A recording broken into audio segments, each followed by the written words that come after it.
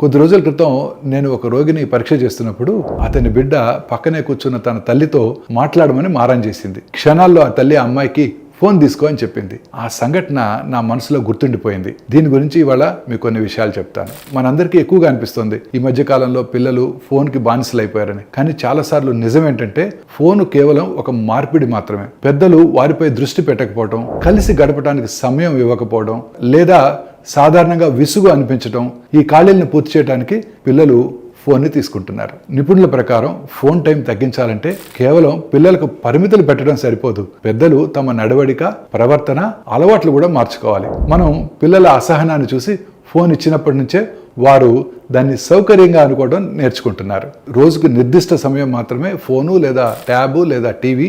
భోజన సమయంలో అందరూ ఫోన్ పక్కన పెట్టి కలిసి మాట్లాడుకోవటం, రోజు ఒకే సమయంలో నిద్ర లేపటం, ఆటలు, చదువు క్రమం తప్పకుండా పాటించటం, పెద్దలు పిల్లలతో ఎక్కువ సమయం గడపటం, ఆడుకోవటం, కథలు చెప్పడం వంటివి చేస్తే పిల్లలకు మీ దృష్టి, ప్రేమ, శ్రద్ధ సరిగ్గా దొరుకుతాయి. అలా చేసినట్టయితే ఫోన్ కోసం వాళ్ళ కోరిక సహజంగా తగ్గిపోతుంది.